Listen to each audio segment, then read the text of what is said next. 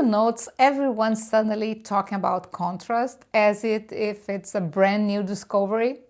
Here's the truth.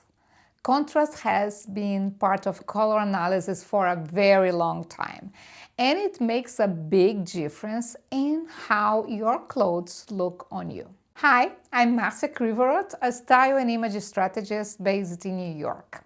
I help women, especially over 40, build wardrobes that feel like them, modern, comfortable, and true to their lives.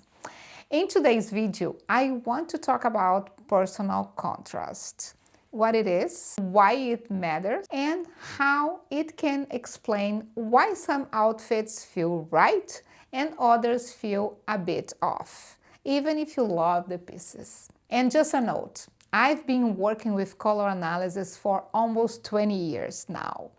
And contrast has always been the first thing I look at in a session. So this is not a trend, it's a tool, and I want you to use it in a very practical, relaxed way. Let's start simple.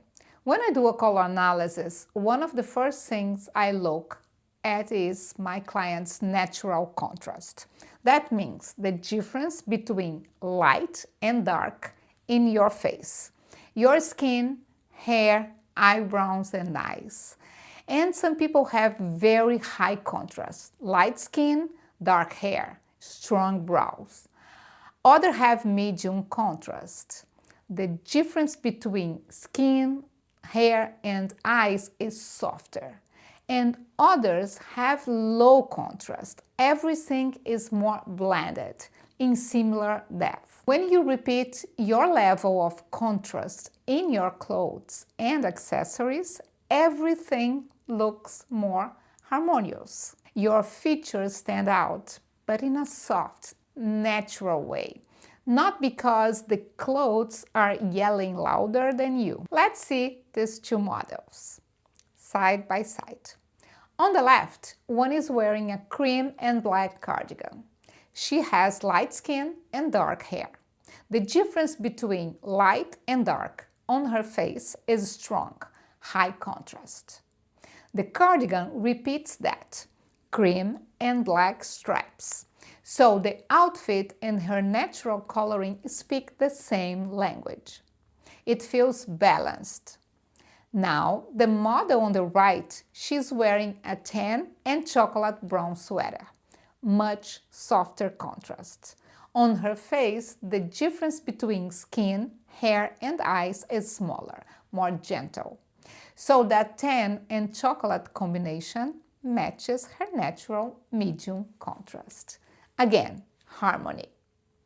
That's what contrast does. It connects what you wear with what you look like. Now, very important. This does not mean you can only wear clothes that match your contrast level. I never want you to feel stuck in roles. There are ways to compensate when a piece you love doesn't match your contrast. For example, I love stripes. They are my favorite print. But I have medium contrast, and one of my striped t-shirts is white and navy, a higher contrast. Is it wrong for me? No, but I know that if I wear just like that, the contrast is a little bit strong to my face. So what do? I balanced with a bold lipstick or darker sunglasses. Both of these add more contrast to my face, so now my face and my outfit match again. That's the kind of knowledge I want you to have, not you can or you cannot. But if I do this, I can adjust like that. Another important point, your contrast can change during your life. Your color palette stays the same once your color analysis is done. But your contrast can shift when you go gray, you dye your hair much lighter or much darker, or you get very tan. For example, if you had light skin and dark hair before, you were probably a high contrast. If your hair turns gray, the difference between your skin and hair may become softer, so your contrast goes down. The opposite can also happen. Someone with darker skin and dark hair who goes gray can become more contrasting, because now there is a bigger difference between skin and hair. That's why sometimes after a big hair change, you feel like, why do my clothes look different on me now? It's often a contrast story. During a color analysis, I always talk about this with my clients so they can understand what's happening and how to adjust. So, why should you care about personal contrast? Because it helps you choose prints that really flatter you, understand why some color combinations feel loud or too soft, make better choices with hair color, glasses, and makeup, and create outfits that feel put together with less effort. And again, this is not about perfection, it's about harmony. When your clothes repeat your natural contrast, your face becomes the focus point. People notice your eyes, your expression, your presence, not just the dress or the blazer. That's very powerful, especially if you are professional, you are on camera or speaking in front of people. In my sessions, I always tell clients, my goal is not to put you in a box of a list of do's and don'ts.